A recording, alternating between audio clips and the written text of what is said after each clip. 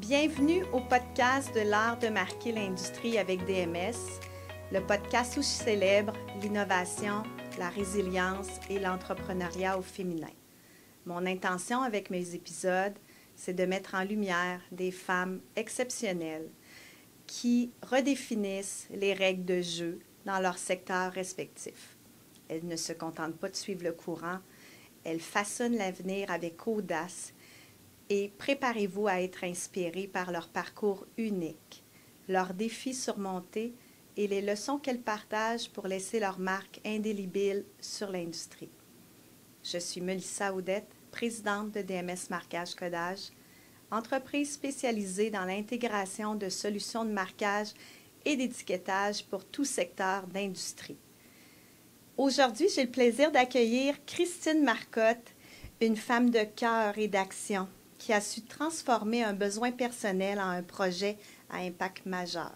Hey. Fondatrice de Réseau des mères en affaires, conférencière, chroniqueuse, créatrice de contenu, elle met en lumière les mères entrepreneurs du Québec en leur offrant un espace où elles peuvent se retrouver, s'entraider et tisser des liens authentiques. Avec son parcours en communication, son expertise en organisation d'événements et sa passion pour le réseautage humain, elle a bâti une communauté qui va bien au-delà des échanges d'affaires.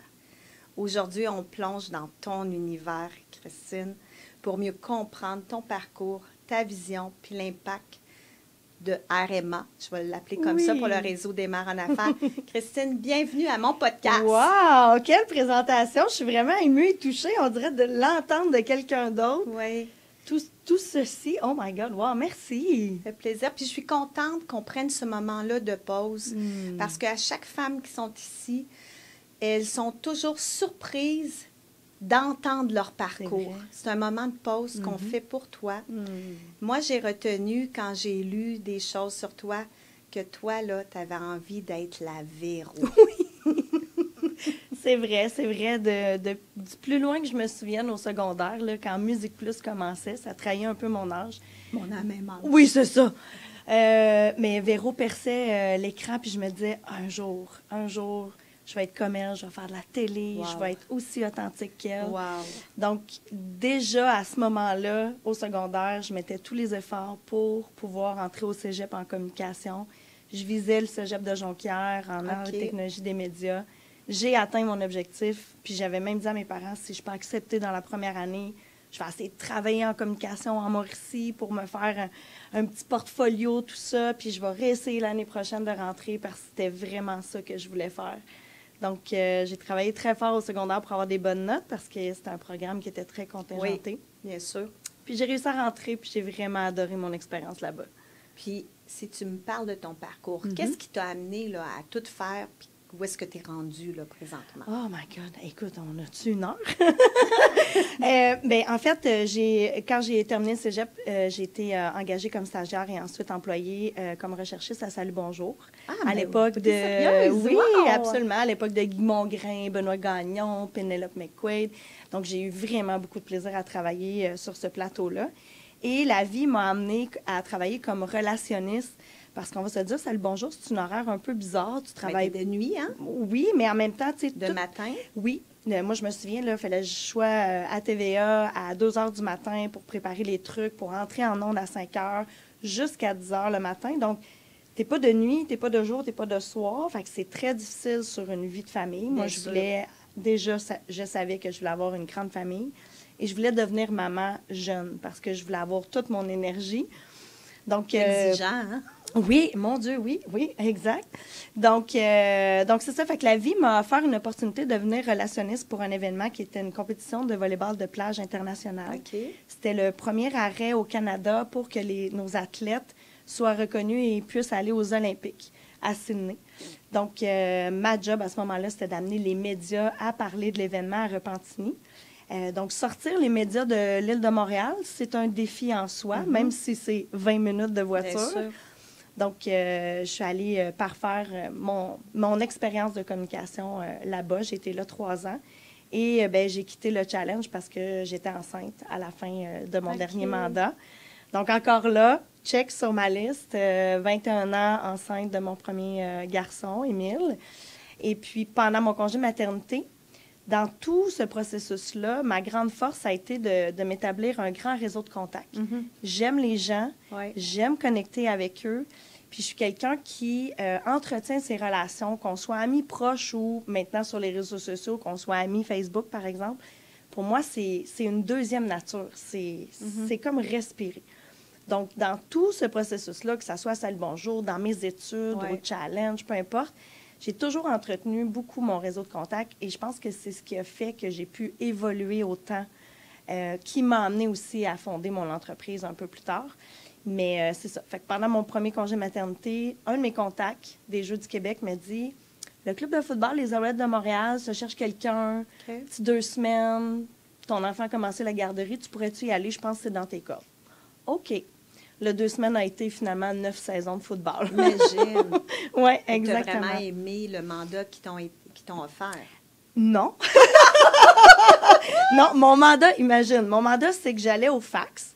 Je prenais les fax qui rentraient. J'appuyais sur une machine pour entrer les numéros de carte de crédit des détenteurs de billets de saison parce qu'on était à la finale de l'Est au Stade olympique. Okay. Donc, on vendait des billets. Donc, ma job, c'était d'imprimer le reçu, brocher ça après le fax, puis de classer ça dans un classeur. C'était vraiment très plate. Mais après 2 semaines, j'ai eu l'opportunité de tomber, je vais dire, vendeuse de billets. Donc là, ma job, c'était d'essayer de vendre des billets de saison. Et après ça, bien, j'ai monté les échelons tranquillement, pas vite, au sein de l'entreprise. J'ai réussi à faire créer un propre poste parce que je me suis rendu compte qu'il n'y avait pas de lien entre le département de l'événement et la billetterie puis le service à la clientèle. Donc, moi, comme j'avais des connaissances en événementiel puis que j'avais des connaissances au niveau du service à la clientèle, bien, j'ai fait, on va jumeler ça ensemble puis moi, je vais faire le pont entre les 2 départements, ce qui nous a permis de créer plein de belles choses. Donc là, j'ai aimé ça. Mais oui, j'ai pu évoluer et apprendre énormément parce que j'ai été de l'époque de Larry Smith quand il était président. Quel homme formidable. Et j'ai tellement appris. Je connaissais rien au football. Oui, je comprends. Je parlais pas anglais quand j'ai commencé là, mais j'étais allée parfaire mon anglais à McGill. Je faisais des cours de soir, tout en continuant de fonder ma famille pendant mes 9 saisons aux Alouettes. Combien d'enfants pendant ces 9 saisons-là? 3. Ah, oui, d'accord. Tu étais rendue à 4 ou tu étais rendue à 3? J'étais rendue à 3. À 3, oui, exactement.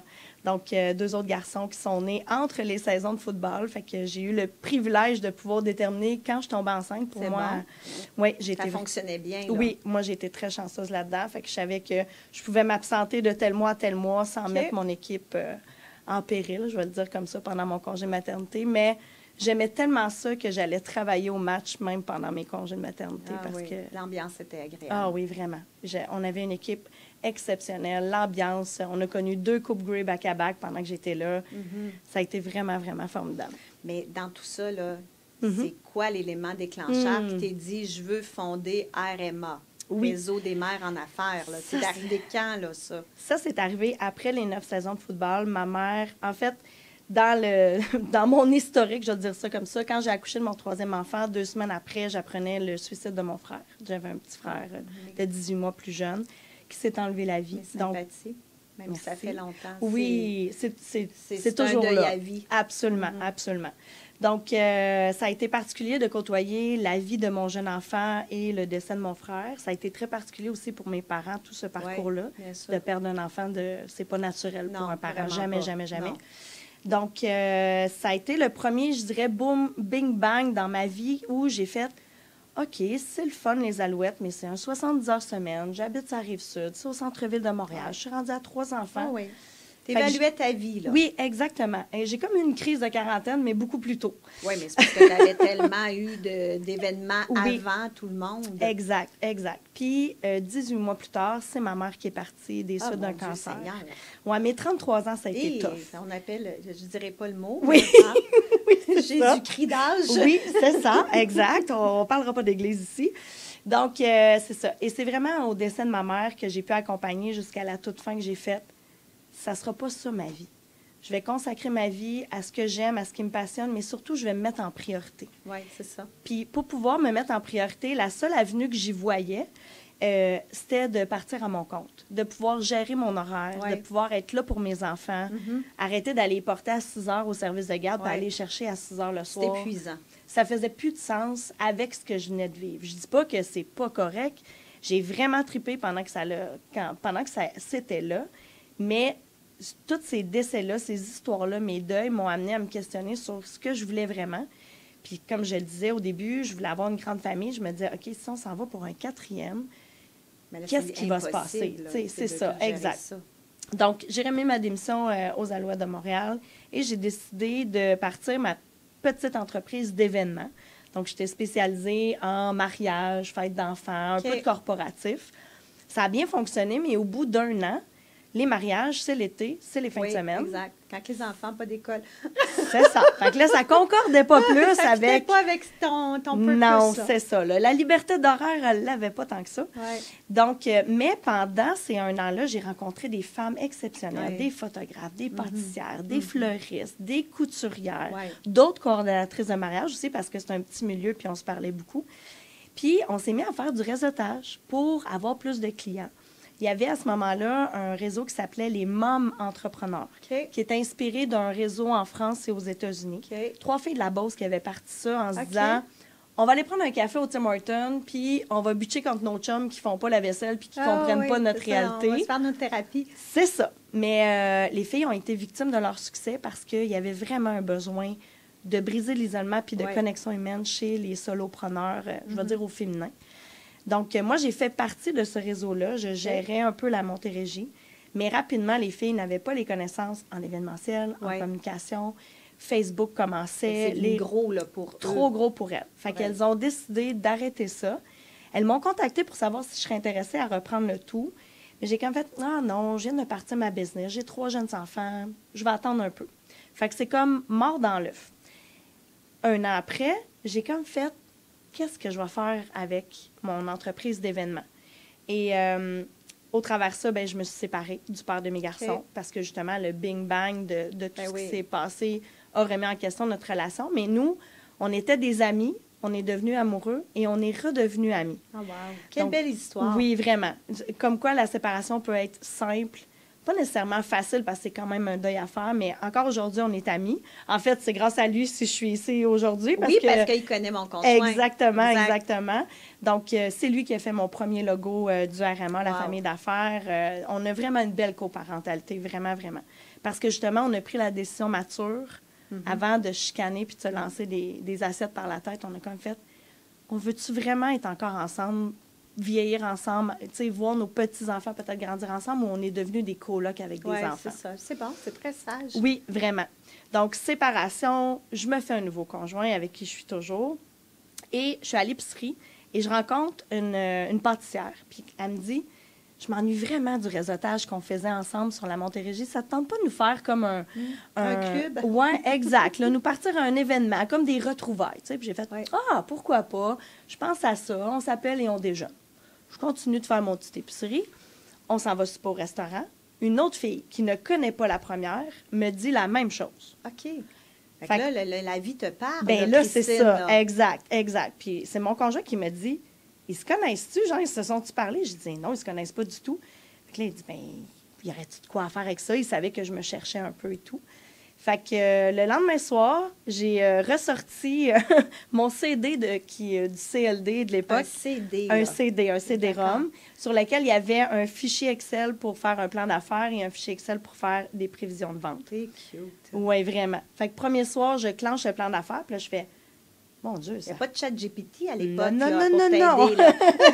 Non, il n'y a même pas d'Instagram. Mais non, machine. Oui. Fait que là, je remplis ça, puis ça coulait, puis ça y allait, puis je me disais, mon Dieu, c'est bien trop simple. C'est trop facile, il doit y avoir un pot quelque part. J'ai un angle mort que j'ai pas vu. Ça se peut pas là, que ça soit exact. De même.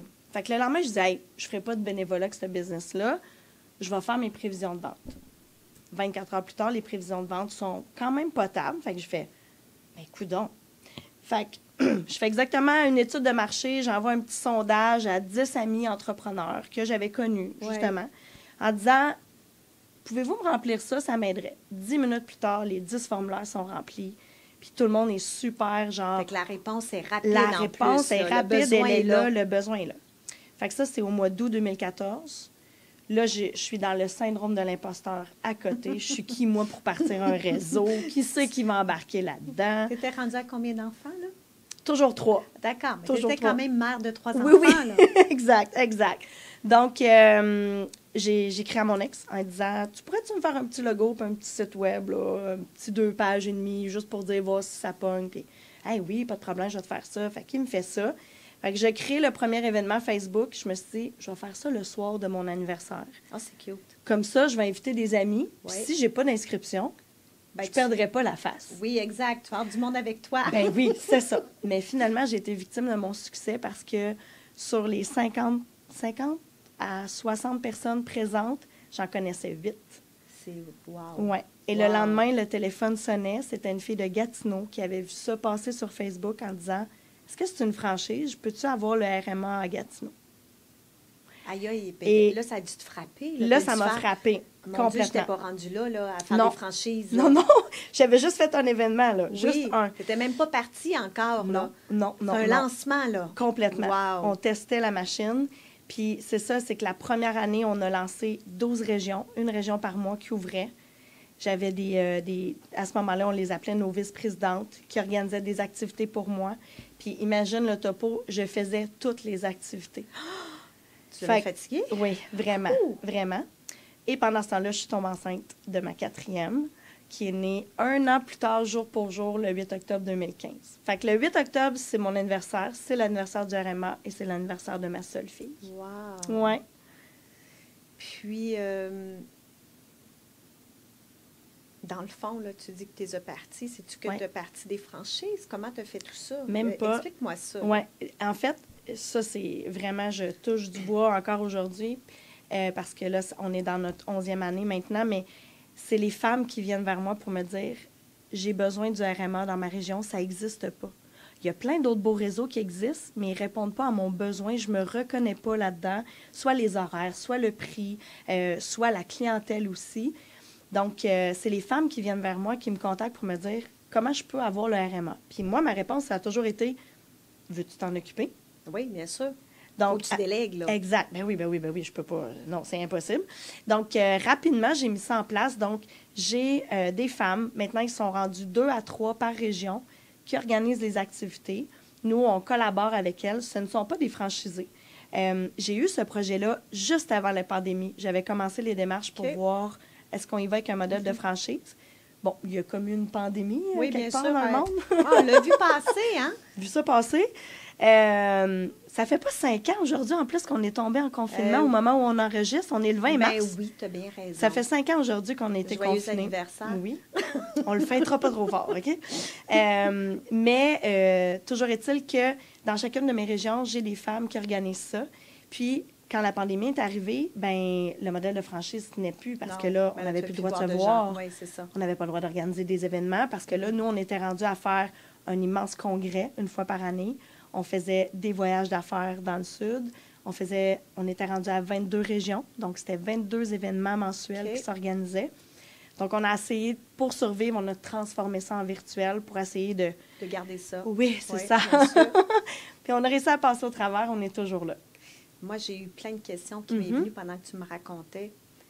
De un, RMA, là, toi, c'est quoi les valeurs de ton entreprise? Puis, dans le fond, tu sais, qu'est-ce que tu apportes aux femmes des autres associations qui sont différentes? Parce que tu as dit, le besoin, on comble un besoin que les autres ne comblent pas. Oui. Donc, c'est quoi le besoin? Ça, c'est le propre de la business. Tu sais, je t'apprends rien là-dedans. Non, mais RMA, quel besoin il comble? C'est beaucoup au niveau de la chaleur humaine. OK. En fait, notre clientèle principale, ce sont des solopreneurs, donc des travailleurs autonomes, des filles en MLM, par exemple, la fille qui travaille, qui a son bureau à la maison ou qui se part en affaires. Ils n'ont pas de relation avec d'autres. Exact. Fait que, tu sais, les conversations qu'on a à la machine à café, à quel point ça peut faire du bien. Tu as puis, raison. quand tu signes un gros client puis que tu raccroches... Tu sonnes la cloche, tu hurles ta vie de bonheur, mais là, tu le fais tout seul dans ta cuisine. Moins le fun, un peu. Puis quand tu as des coups durs aussi. Oui. Tu sais, quand ton gros client fait faillite puis qu'il ne te paye pas, quand tu as de la misère à te trouver des clients, parce que ça arrive quand tu es dans une période creuse, bien, tu n'as personne à qui en parler parce que souvent, ces solopreneurs-là, bien, le conjoint n'est pas en affaires. Non, c'est ça. Donc, Fait que déjà, il y a un écart. Oui. Puis, tu sais, déjà d'avoir l'écart de bien, comment ça se fait que tu n'as pas une paye aux 2 semaines, comment ça se fait que tu n'as pas de vacances, comment ça se fait que tu n'as pas de fonds de pension. Pas d'avantages sociaux. Exact, exact. Mais en même temps, souvent, les conjoints sont heureux parce que, ben maman à la maison, elle travaille de la maison. Donc, elle est là pour les enfants, le ménage est fait, le lavage, tu sais, toute autre tâche connexe. Tu sais, fait qu'il y a vraiment un gros débalancement. Donc, au RMA, ce qu'on fait de mieux, c'est vraiment briser l'isolement. C'est qu'on les réunit ensemble, puis elles se rendent compte qu'elles ne sont pas seules à vivre les bons et les moins bons moments. Elles ne sont pas seules à manquer de patience. Elles ne sont pas seules à avoir peur de manquer de clients. Oui, exact. Elles ne sont pas seules à ne pas comprendre TikTok alors que tes ados le comprennent. Oui. C'est tout ça mis ensemble. Puis, comment ça fonctionne? Exemple, moi, là. Oui. Tu sais, je te dirais, écoute, Christine, j'aimerais faire partie des gens, d'être dans ton réseau. Oui. C'est super simple. On a mis en place... En fait, moi, quand j'ai créé le RMA, j'ai pris tout ce que j'aimais des autres réseaux, puis j'ai mis ça ensemble, puis j'ai créé. Puis j'ai ajouté un peu ma couleur au niveau de la chaleur humaine. Donc, c'est très chaleureux comme réseautage. Je pense que ça va faire 5 ans que je n'ai pas vu de carte d'affaires dans mes activités de réseautage parce que ce qu'on prône, c'est vraiment la connexion humaine. J'aime tellement ça. Moi, les cartes d'affaires, je trouve ça tellement... On joue aux cartes. Oui. On joue aux cartes, on les puis perd. On les regarde même pas. Parce qu'au bout de la ligne, c'est justement, tu viens de le dire, c'est quoi qu'on veut, c'est le contact avec l'autre. Oui. Puis c'est qui qu'on connaît qui est important. Exact. Oui, parce que, tu sais, si on me demande une référence d'une avocate, par exemple, OK, c'est une avocate en droit familial, en droit des affaires, as-tu besoin d'un pitbull ou tu as besoin de quelqu'un qui va te flatter le dos pendant que tu pleures? Tu sais, ça fait une différence. Mais dans nos activités de réseautage, c'est ce qu'on fait. Qui es-tu? Bien avant, qu'est-ce que tu fais? Comment tu fais ta business? C'est quoi tes valeurs? Comment tu traites tes clients? Puis on le voit, que ça soit dans le non-verbal, que ça soit dans la présentation des filles, parce qu'il y a toujours un tour de table qui se fait, évidemment. T'sais. Le but, c'est de faire du réseautage puis de faire de la business. T'sais. Mais j'ai vu des gens créer des business en se rencontrant au RMA. Donc, elles ont chacune leur expertise et à force de collaborer, de se connaître, elles se mettent ensemble puis ont créé une business. J'ai vu des photographes s'échanger des clients. C'est génial. Tu es meilleure que moi en mariage. Moi, je suis meilleure en maternité. Ça se donne des leads. Ça se donne des leads. Wow. Parce qu'elles ont appris à se connaître, elles se font confiance, elles savent qui elles sont, puis elles connaissent les valeurs des autres. Donc, c'est vraiment ça qu'on met de l'avant. Et pour répondre à ta question, on a mis en place un système où il y a des cartes de membres. On a 3 types de cartes de membres différentes. Ça offre de la visibilité, mais ça t'offre l'accès à toutes les activités mensuelles gratuites. OK. Fait que dans le fond, ton réseautage, c'est une activité mensuelle. Tu peux en faire 18 si tu veux. Tu peux te promener. Des activités mensuelles. Oui, j'ai des activités dans chacune des régions. Il nous manque, là, Côte-Nord-Gaspésie. S'il y a des gens qui nous écoutent, qui veulent avoir le RMA, c'est la région puis Gatineau. On recherche des candidats. Exact, si jamais ça vous tente. Mais c'est ça. Fait que si, mettons, toi, tu prends une carte de membre, tu te dis, OK, bien, je suis située en Montérégie, mais j'ai le goût d'aller développer ma clientèle à Laval. Bien, vos activités de Laval, puis tu peux aller à Montréal. Fait que dans le même mois, tu peux en faire illimité. C'est toujours gratuit pour les membres. Puis les non-membres, on a mis ça super abordable. On a mis ça à 15 $ l'activité. Fait que tu payes à la carte à ce moment-là. Exactement. Ton calendrier d'activité, on le retrouve où? Sur le site web. Sur le site web. Exactement. Puis, moi, j'ai une autre question. Toi, tu as parti ça. Hein? Oui. Fait que c'est Christine Marcotte, ton essence, tu as ta vision. Comment tu t'assures que dans les autres régions où ils partent ça, qui te représentent bien dans tes valeurs, comment tu t'assures de ça dans tes choix, dans le fond? Oui, absolument. Bien, premièrement, je les rencontre quand les filles sont intéressées. Je les rencontre. On se voit en Zoom des fois parce que la distance est là ou l'horaire ne fit pas. Je le vois tout de suite, s'il y a un match ou pas. Il faut qu'il y ait un fit. Hein? Exact. Puis maintenant, c'est sûr que là, dans notre 11e année, le réseau est quand même bien connu. On a une belle notoriété. Donc, les filles, souvent, c'est parce qu'elles ont entendu parler de nous. Elles ont participé à d'autres activités ou c'est d'autres filles qui leur en ont parlé. Donc, elles connaissent déjà les valeurs de l'entreprise. Elles savent comment on fonctionne. Puis, elles me voient aller. Moi, je suis sur les réseaux sociaux tout le temps. Je partage toute ma vie. Mes enfants sont là-dessus. Mon chum, mon père, qui connaît rien là-dedans. C'est comme un show en plus quand il est là avec moi. Mais les gens ont appris à me connaître avec le temps. Fait que cette rencontre-là me permet de leur expliquer comment on fonctionne à l'interne. C'est un petit crash course que j'appelle. Oui. Je leur parle de l'implication que ça leur demande, comment on fonctionne tout ça pour qu'elles puissent être rémunérées, profiter de la visibilité d'être nos chefs de classe. Ça vient avec cette notoriété-là aussi. Puis il y a un contrat, il y a un échange de contrat qui stipule. Bon. C'est bien structuré. Oui, absolument. Ça prend ça. On n'a pas le choix. Ben oui. Oui. Puis, si on parle conciliation travail-famille, une grande famille, comment tu fais pour bien concilier? Parce qu'au départ, tu voulais être présente avec tes enfants. Oui. La famille, elle a grandi depuis ce moment-là. Oui. Puis, avec tout ce que tu organises, j'ai vu, là, c'est parce que tu t'emmènes large. Oui, t'en très déplaces de l'air. Donc, comment tu fais pour bien équilibrer ta famille avec ton travail? Bien, ça passe par la planification. C'est sûr que moi, j'ai développé une expertise par rapport à ça, dans le sens où, pour avoir une entreprise florissante, parce que maintenant, on est aussi en France, le RMA est en France maintenant, puis on développe exactement ce qu'on a fait au Québec, mais en France. Donc, ça m'amène à voyager régulièrement. Mes enfants aussi, j'en ai des grands. Tu sont rendus à quel âge? Ben, oui, il y avait 21 ans. Le plus vieux a 22. Il revient du Japon demain, en fait, au moment où on enregistre. Donc, moi, demain matin, dans mon horaire, c'est d'aller chercher mon enfant qui revient du Japon à l'aéroport de Montréal. Mais j'ai un 18 ans, j'ai un 14 ans, puis Emma est rendue à 9, puis Georges, 6. Donc, bien souvent, c'est mes grands qui gardent. Bien sûr. Oui, exact. Okay. Puis, je le disais tantôt, une de mes grandes forces, ma deuxième nature, c'est de développer des relations. Donc, même si aujourd'hui... Tu as de l'aide. J'ai beaucoup d'aide. Mon père habite en Mauricie. Ma mère est décédée, comme je l'ai dit tantôt. J'ai pas de frère non plus, j'ai pas de sœur.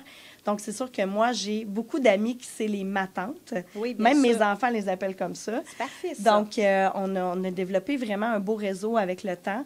Donc, quand j'ai besoin d'aide, 2-3 téléphones, normalement, je trouve quelqu'un pour m'aider. J'ai fait ça pour trouver une garderie à mes enfants. Pas de blague. Avoir beaucoup de réponses. Pas tant, non. Ah non? Non, c'était une époque où il en manquait énormément. Oui, exact.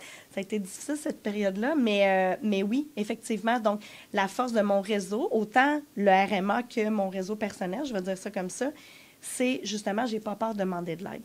Donc, ma conciliation travail-famille se passe bien parce que c'est ce que je mets en priorité. Quand je planifie mon horaire, exemple, la première chose que je mets, c'est tout ce qui concerne les enfants. C'est ça, c'est l'agenda. Ton agenda, c'est l'agenda de la famille. Oui. J'ai un agenda, puis je mets tout dedans. Toutes les sphères de ma vie sont là. Puis, tu sais, depuis 2 ans, on a rajouté une couche à cette conciliation-là parce que mon conjoint est en train de réaliser son rêve professionnel. Il est retourné à l'école. Wow. Donc, il va à l'école à Drummondville en technique policière. Puis, nous, on demeure à Brossard. Donc, quand même, 3 jours semaine, il n'est pas là. Oui. Donc, c'est moi qui est vraiment le chef de famille. Donc, il a fallu qu'on fasse des ajustements, mais ça se passe super bien. Puis, quand il m'a dit qu'il allait de l'avant avec ce projet-là, je l'ai beaucoup soutenu parce que, justement, je savais que j'étais solide au niveau de ma planification, au niveau de mon réseau d'aide. Donc, ça se passe vraiment bien. Mais c'est de le mettre en priorité. C'est sûr. C'est de faire le choix. C'est une question de planification, d'organisation. J'ai déjà rencontré une femme qui avait un seul enfant puis qui était bien épatée puis qui a fini par me dire, « Bien, moi, dans le fond, je suis pas sûre que j'en voulais un enfant. Mais j'en ai eu un parce que c'était comme ça que ça se passait. Mais dès sa naissance, j'y ai dit, je ne serai pas la maman qui va faire des muffins pour l'école. Tu manqueras de rien, mais je ne serai pas cette maman-là. » J'ai tellement trouvé ça beau qu'elle s'assume. Exact. Puis je l'ai félicitée de ça parce que je lui disais, bien, c'est merveilleux, mais ton enfant, il doit être heureux. Elle dit, il est super heureux. Mais c'est sûr, parce que tu as été honnête envers toi-même. Donc, peu importe le type de modèle de conciliation travail-famille qu'on va avoir, l'important, c'est d'être respectueuse envers nous puis nos valeurs. Bien sûr. Fait que moi, je voulais être présente. T'es heureuse, là. C'est ça. Puis si maman est heureuse, ça suit le reste. Ah, c'est ça. Moi, mon père m'a toujours dit que la mère dans une maison, c'est le thermomètre. Oh, c'est beau, ça. Je vais y emprunter à ton père. Oui, c'est vrai. Quand la mère va bien, tout va bien. C'est vrai, totalement. Oui. Je suis vraiment d'accord. Puis, tu sais, je vais aller plus loin que ça. Je te dirais que quand la femme est heureuse, la maisonnée va bien. Bien sûr, bien sûr. Fait que ça devient une question de choix. Fait que me mettre en priorité dans mon horaire. Tu sais, moi, tous les matins, je fais ma job de maman, je vais les reconduire à l'école, je m'en vais directement au gym. Parce que, justement, avec le décès de ma mère, c'est important. Elle est partie à 57 ans, je me suis dit, je vais mettre tout. Oui. Fait que moi, je vais mettre toutes les chances de mon bord. Fait que tout ce qui concerne ma santé physique, mentale, ça devient une priorité parce que si je veux voir mes enfants grandir, faut que tu sois là. Il faut que je sois en santé. Bien si sûr. je veux continuer de jouer avec mes enfants dans la neige, ben il faut que je sois capable de courir puis d'avoir du souffle, mettons. Exact. Donc, ça devient une priorité. Fait c'est pour ça que je dis aux femmes, avec le temps, j'en ai beaucoup eu en coaching, justement, parce qu'ils me disaient, mais comment tu arrives? Tu pars minimum 6 fois par année en voyage, tu développes ta business, tu as 2 papas à gérer, les enfants, le ménage, la maison.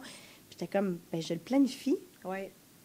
Puis moi, je crois, quand tu as un enfant, tu as un enfant, puis tu ne savais pas c'était quoi. Exact. Le deuxième qui arrive, là, c'est comme du beurre dans le Oui, poêle. oui. Tu es habitué. Exact. Ils rentrent dans le beat. Oui. Tu sais, après ça, là, quand tu en as 2 ou 3, la planification, l'organisation est la même. Oui. C'est juste que tu n'en fais pour plus de Exact. personnes, puis tu te structures en Ouais. conséquence. Oui.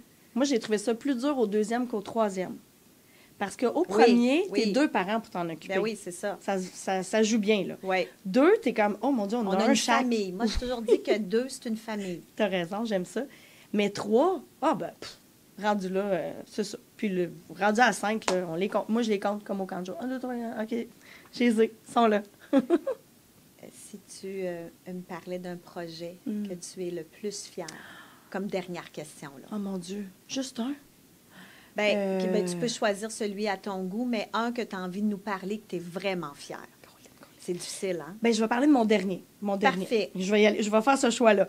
Mon dernier projet, j'ai participé à un collectif littéraire qui s'appelle Là où poussent les lotus. C'est 20 femmes qui racontent, parce qu'un lotus, on va utiliser un Oui. pas beau mot, ça pousse dans le caca. Donc, l'image de la fleur de lotus qui pousse dans le caca, mais qui devient une très belle fleur. Ben Une oui, fleur de magnifique, lotus, c'est cette fleur. magnifique. Oui. Mais à part de loin pour devenir belle. Oui. Donc, c'est le principe du livre. Donc, les 20 femmes racontent dans leur chapitre une partie de leur histoire où elles ont fleuri comme un lotus, la transformation Oui. qu'elles ont vécue de partir de loin, Oui. pas nécessairement dans le caca, mais de partir Oui. de loin, pour fleurir aujourd'hui. Donc ça, je suis vraiment très fière parce que la première édition du livre, j'ai eu l'immense bonheur de me faire demander d'écrire la préface. Wow. J'étais comme, oh wow! Puis c'est comme ça que j'ai connu le projet. Et là, quand j'ai su qu'il allait avoir un 2e, 3e, elle est rendue à 8 livres de prévus, la fondatrice de ce projet-là, Nathalie Beaulac. Donc, quand j'ai su qu'elle allait avoir un 2e, j'ai dit, hey, je veux être là, moi, je veux écrire dans ce livre-là. Donc, de participer à ce collectif-là, de rencontrer 19 autres femmes Wow. qui ont vécu toutes sortes d'histoires, parce que tu pourrais recevoir sur cette chaise-là Bien sûr. les millions de femmes qu'il y a sur cette planète. Oui. On a toute une belle histoire. Oui. Donc, ça, je suis vraiment très fière d'avoir pu écrire un chapitre là-dedans. Félicitations. Merci. C'est un très beau projet. Puis c'est une nouvelle corde à ton arc là, Oui. qui s'ajoute parce Auteur. que tu es bien équipée. Hein? Oui, c'est ça, exact. Mais sinon, je suis très fière de donner des conférences justement sur comment arriver à se choisir en tant que femme, Oui. à se mettre en priorité parce que c'est vraiment important. Les voyages d'affaires du RMA, j'ai des femmes qui n'ont même pas de passeport, qui Imagine. décident de partir en voyage avec nous autres. Le stress, hein, l'anxiété avant, ils ont Oui. besoin d'être soutenus pour Oui. pouvoir faire le parcours. Exact. Donc, de savoir que j'ai des frissons, de savoir qu'elles me font assez confiance pour dire C'est je fais mon extraordinaire. première fois je prends l'avion, première fois je demande mon passeport, c'est avec toi puis ta gang que je veux partir. On vit des ateliers, c'est ultra transformateur. Bon, c'est pas très compliqué d'être transformateur quand tu es assis sur le bord de la plage pour faire Non, un mais il y a atelier, une mais organisation derrière de ça, Oui. il y a une pensée, puis tu l'as faite. oui. Puis, même si on est en 2025, ce que tu dis, là, Ah oui. moi, j'ai une fille qui, quand elle s'est séparée, Mhm. elle n'avait même pas de compte bancaire, C'est ça. juste à elle. C'est ça. Exact. Puis, je suis tombée en bas de ma chaise. Mhm. Ben, voyons donc. Il y en a tellement, là. Moi, j'en vois Là, tellement. ça permet de voir comment les femmes, ce que tu as créé Oui. à REMA, là, Oui. permet de soutenir, Oui. puis d'accompagner, parce qu'il y a des choses que pour nous, c'est tellement naturel, puis que pour Mais oui. d'autres, ça leur apporte énormément de stress, puis qui Oui. n'ont pas fait ça. Ouais. Wow!